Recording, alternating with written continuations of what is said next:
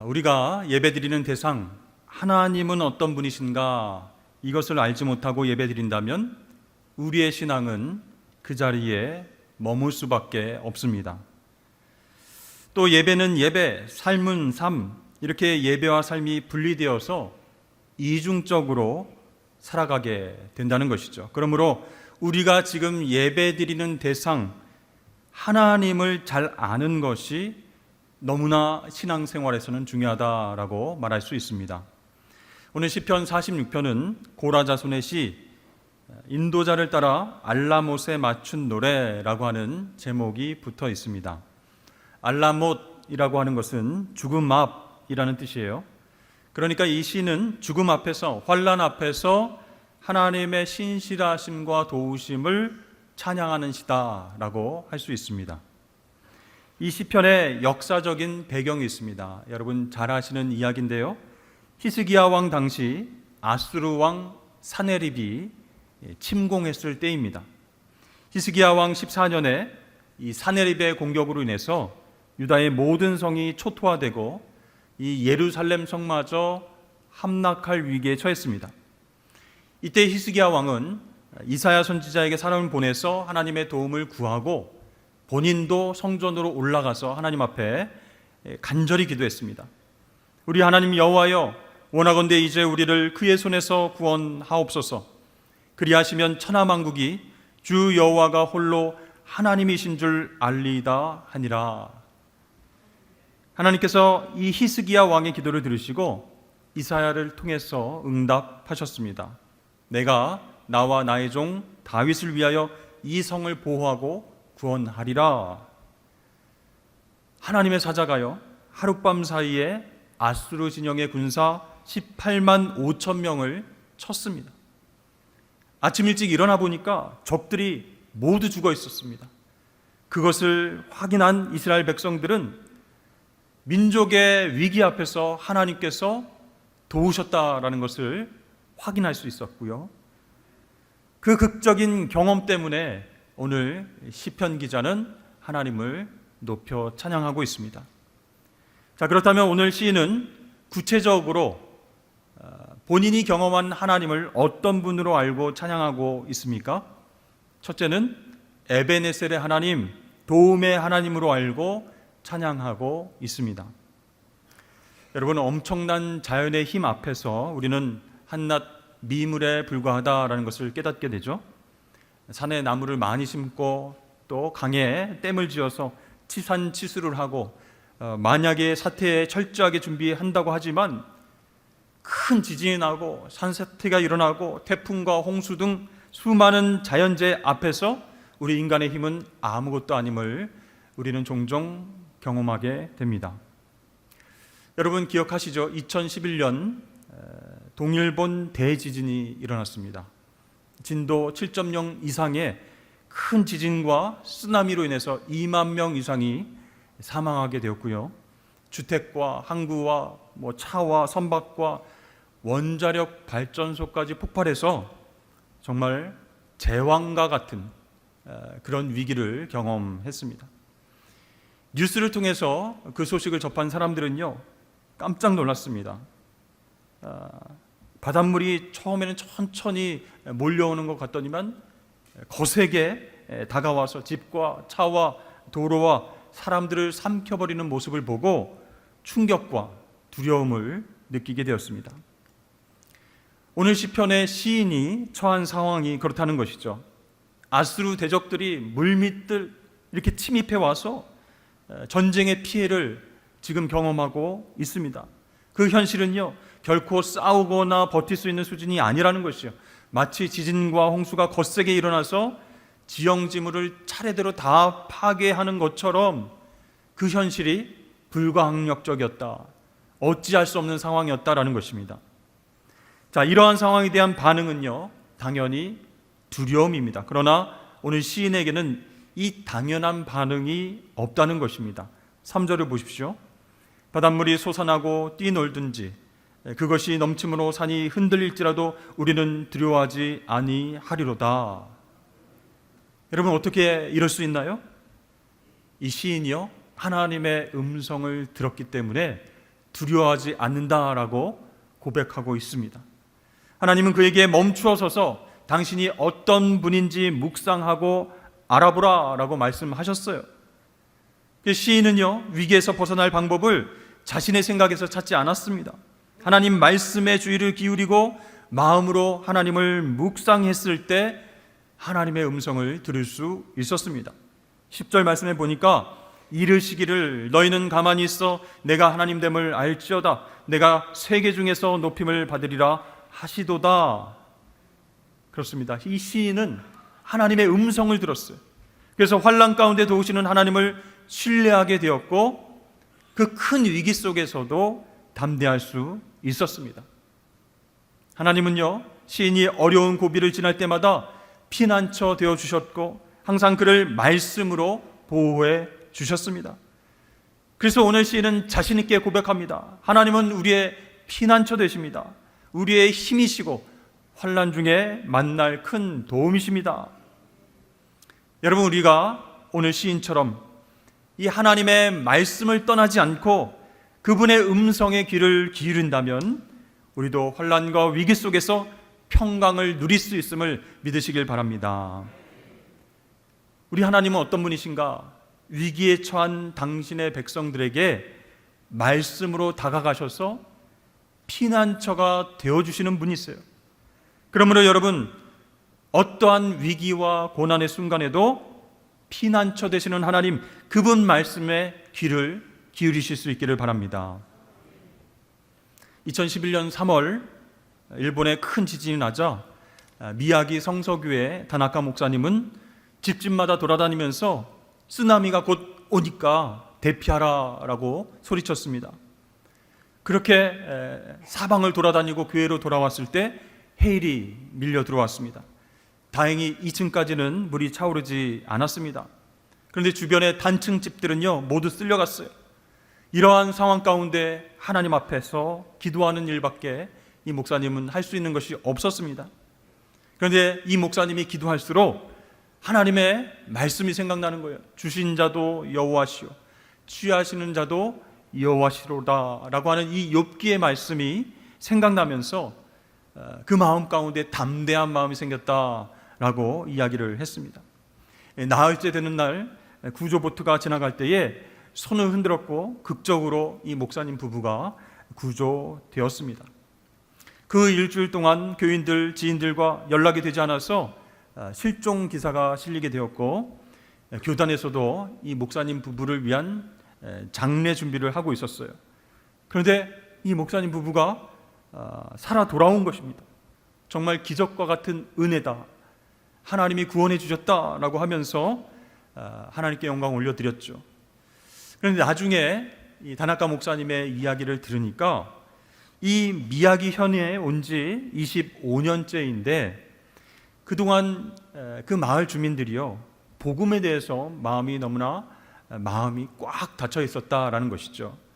그런데 이 지진과 쓰나미 이후에 모든 것이 무너진 그곳에서 다시 희망이 싹 터올랐습니다.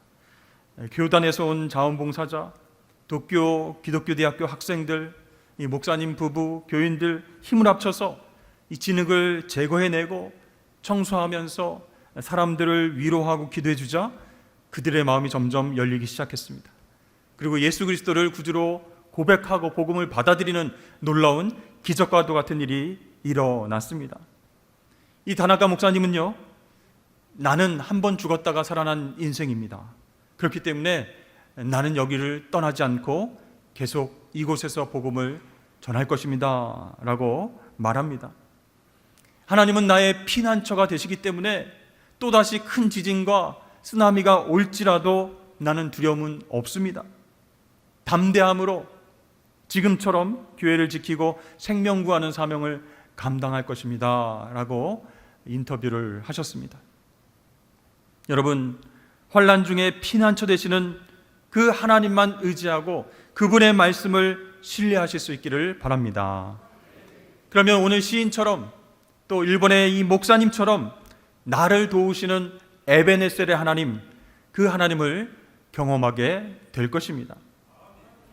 둘째, 시인은요 하나님을 임마누엘의 하나님으로 알고 찬양하고 있습니다.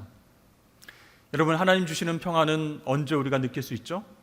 하나님이 우리와 함께 하실 때 하나님의 평안을 느낄 수 있습니다.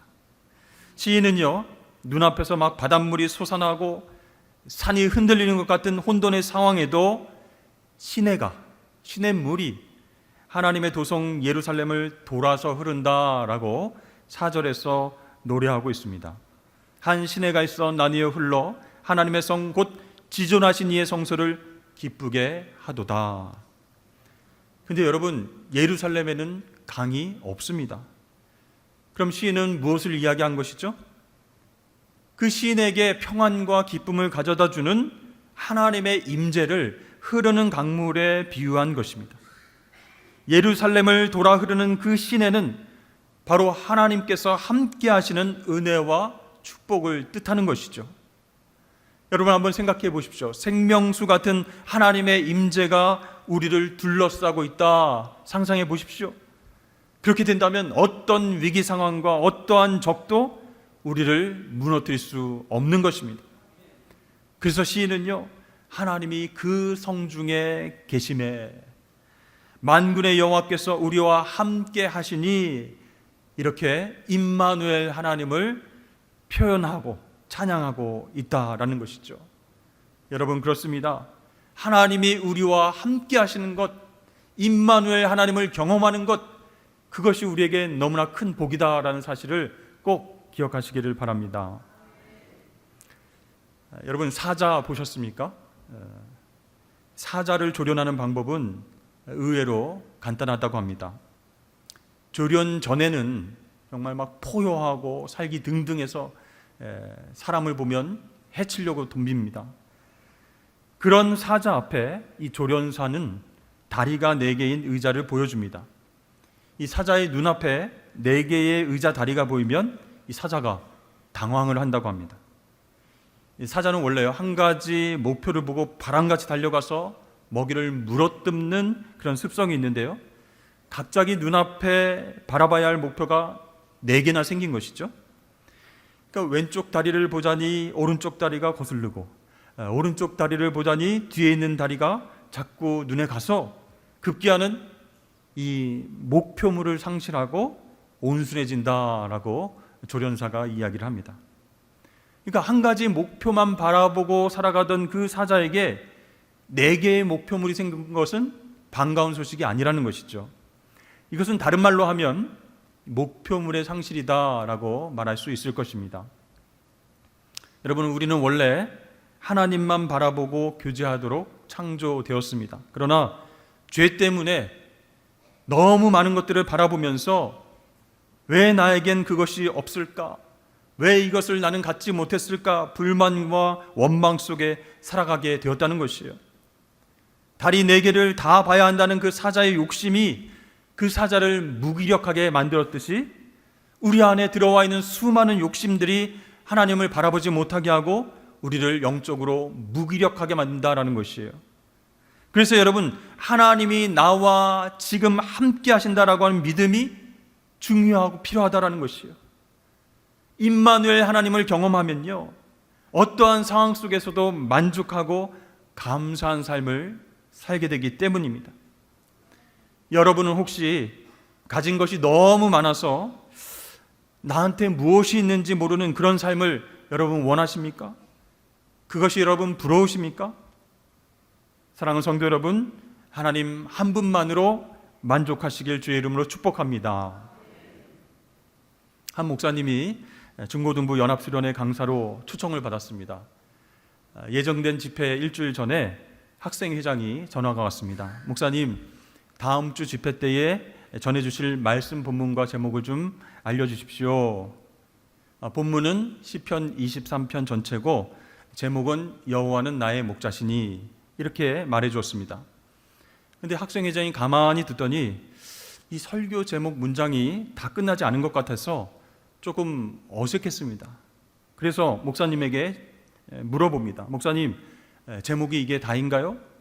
뭐가 더 필요해? 네, 알겠습니다. 목사님, 다음 주에 뵙겠습니다.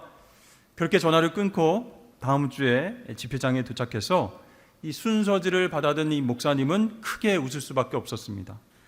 그 순서지에 설교 제목이 이렇게 적혀 있었습니다. 여호와는 나의 목자시니 뭐가 더 필요해. 그것을 본 목사님이 오히려 큰 은혜를 받았다고 합니다. 여러분, 여호와 하나님이 우리의 목자신데, 나의 목자신데 무엇이 더 필요하겠습니까? 예루살렘에 거하고 있는 백성들이 안전한 것은요, 성 자체가 견고하고 무기가 많이 있어서가 아닙니다. 당신의 백성들을 지키시고 보호하시는 야곱의 하나님이 이스라엘 백성들과 함께 하셔서 피난처 되시기 때문입니다. 그러므로 여러분, 하나님이 함께 하심이 우리에게 큰 복인 줄로 믿으시길 바랍니다. 그래서 임마누엘 하나님을 소망하는 것, 하나님 나와 함께 하심을 큰 복으로 여기는 것, 그것이 우리에게 영적인 유익이 된다는 것이죠. 세 번째, 시인은 하나님을 여호와 니시의 하나님으로 알고 찬양하고 있습니다. 자, 시인이 만난 하나님은요, 세상을 통치하시는 그런 하나님이셨어요. 그는 모든 이스라엘 백성들을 향해서 와서 하나님의 행적을 보라, 이렇게 8절에서 외치고 있습니다. 그 시인이 보았던 하나님의 행적은 무엇입니까? 하나님께서 원수들의 땅을 황무지로 만드셨다. 모든 전쟁 무기를 꺾으시고 적들의 수레를 불사르셨다. 이렇게 기록하고 있습니다. 그러니까 이 시인은요, 하나님께서 직접 전쟁을 주관하셔서 마침내 우리에게 승리를 주셨다라고 찬양하고 있는 것이에요. 시인은요, 눈앞의 상황뿐만 아니라 그 배후에서 모든 것을 뜻대로 주관하시는 통치자 하나님을 바라보았어요. 그리고 승리를 주시는 하나님을 목격했습니다. 그래서 이 전쟁의 위기 가운데서 두려워하지 않은 것이, 눈 하나 깜빡하지 않은 것이죠. 여러분, 인류 역사상 전쟁이 없던 시기는 없었습니다. 이 전쟁이 무서운 것은 모든 것을 폐허로 만들고 사랑하는 사람들의 생명까지 앗아가기 때문이죠. 한번 상상해 보십시오. 지금 가자 지구에 떨어지고 있는 미사일, 우크라이나, 러시아에 떨어지고 있는 폭탄이 대한민국 곳곳에 떨어져서 우리 가족과 이웃과 자녀들이 다치고 죽는다. 한번 상상해 보십시오. 너무나 끔찍한 일 아닙니까? 그래서 우리는요, 전쟁을 두려워합니다. 평화로운 시기에도요, 마음을 졸이면서 군비를 확충하고 전쟁 준비를 하면서 보내는 것이죠. 여러분, 어떻게 하면 이 전쟁을 끝낼 수 있을까요? 우리는 생각합니다. 엄청난 무기, 최첨단 무기, 잘 훈련된 군대가 전쟁을 끝낼 수 있을 것이다, 이렇게 생각합니다. 그렇지만 여러분, 전쟁을 그치게 하시는 분은 세상의 그 어떤 무기도 상대할 수 없는 만군의 여호와 하나님이신 줄로 믿습니다. 따라서 우리 믿는 사람들은요, 성도들은요, 그 승리를 어떻게 생각해야 되겠습니까? 인간의 방법이나 계획이 아니라 하나님의 통치 가운데 승리가 있다라는 것을 알아야 된다는 것이죠. 여러분, 하나님이 이 세상을 통치하실 때 전쟁은 그치고 평화가 찾아올 것입니다. 정의가 하수처럼 흐르고 하나님의 법대로 승리의 깃발이 나부끼게 될 것입니다.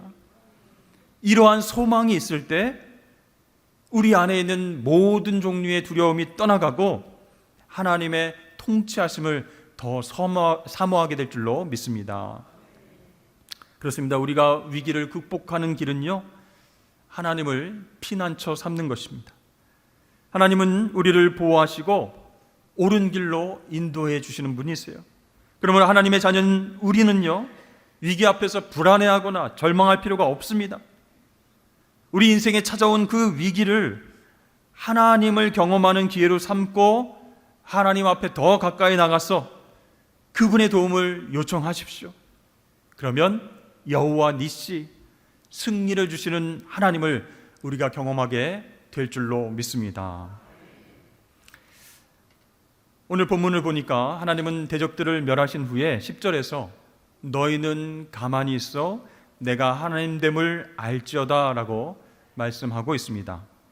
가만히 있으라 라고 하는 말은요, 멈추다, 긴장을 풀다, 그런 뜻이죠. 사실 우리 믿는 사람들도 고난이나 어려움이 찾아올 때 하나님을 향해서 자기 목소리를 높이는 그런 분들이 있습니다. 또 하나님이 이때 이렇게 개입해 주십시오, 이렇게 역사해 주십시오 하면서 더 분주하고 바쁘게 움직이는 사람들도 있습니다. 그러나 오늘 말씀은요, 그 모든 것들을 멈추고 하나님이 일하시는 것을 바라보고 하나님이 승리를 주실 것을 기다릴 때 하나님이 하나님 되심을 확인할 수 있다, 이렇게 말씀하고 있어요. 여러분, 이게 잘 안 되지만 고난과 위기가 올 때 자기 힘을 빼는 것, 그것은 오히려 피난처 되시는 하나님을 붙드는 적극적인 신앙이 될 수 있는 것입니다.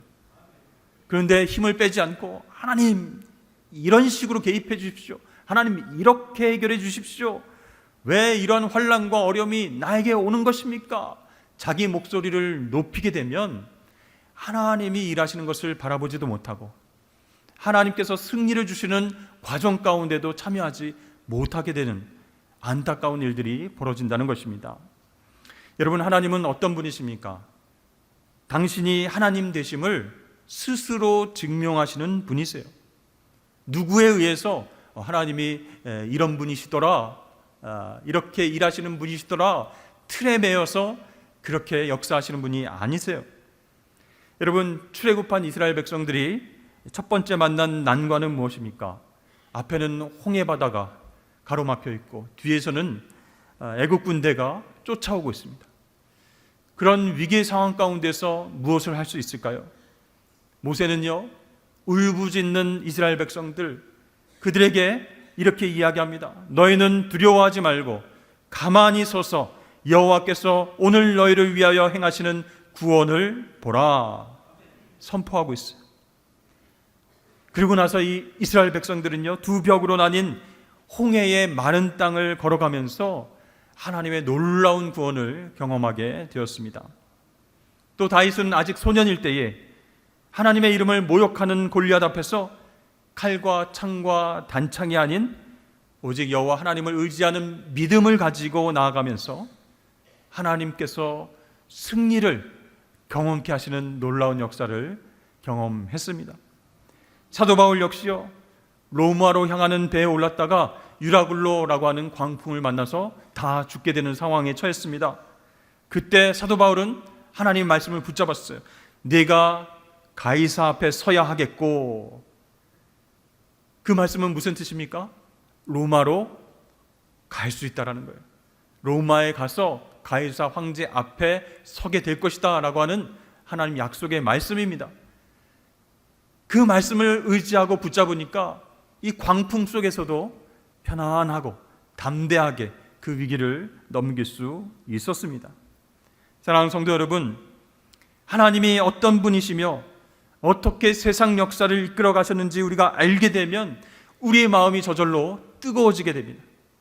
하나님을 향하여서 뜨겁고 큰 소리로 하나님을 높이고 찬양하지 않고는 견딜 수 없는 상황이 된다는 것이죠. 우리가 어떤 상황 속에 있어도 하나님은 우리를 보호하시고 구원하시는 분이시다. 하나님 우리와 함께 하시고 우리에게 승리를 주시고 우리를 도와주시는 분이시다. 환난 날에 만날 큰 도움이시다. 이렇게 고백하면서 우리도 시인처럼 하나님을 찬양하게 될 줄로 믿습니다. 이 외국어를 배우는 기간 동안에 듣기 공부를 하면요, 강사분들이 꼭 해주는 말이 있습니다. 그것은 아는 만큼 들립니다, 그런 말이에요. 덮어놓고 많이 듣는 것보다 알고 들어야 잘 들린다라는 것이죠. 그래서 듣기 훈련을 할 때, 특별히 언어 훈련에서는 알고 들어야 실력이 향상된다는 뜻입니다. 신앙생활도 마찬가지입니다. 우리 신앙의 대상이신 하나님이 어떤 분인지 알고 있어야 바른 신앙생활을 우리가 할 수 있다는 것이죠. 그런데 추상적인 그런 신앙의 내용, 누가 하나님의 영광을 드러냈다, 또 누가 하나님의 구원을 맛봤더라, 그것이 아니라 나의 삶의 구체적인 정황 속에서 하나님을 알아가야, 내가 예배하는 대상이 하나님이 어떤 분이신지를 깨달아야 우리도 오늘 시인처럼 하나님을 높이 찬양하고 하나님 주시는 승리를 경험하게 될 줄로 믿습니다. 여러분, 오늘 말씀을 통해서 하나님은 어떤 분이신가 살펴보았습니다. 첫 번째, 에베네셀의 하나님, 우리를 도와주시는 하나님이십니다. 둘째는 임마누엘 하나님, 우리와 함께 하시는, 그래서 우리의 피난처 되시는 하나님이십니다. 세 번째, 여호와 니시, 승리의 깃발을 흔들게 해주시는 하나님이십니다. 우리를 통치하시고 우리 대신 싸워주셔서 승리를 허락하시는 분이십니다. 여러분, 그 하나님이 나의 하나님이신 줄로 여러분 믿으십니까? 그 하나님을 우리 삶 속에서 구체적으로 내가 경험하는 것이 더 중요합니다.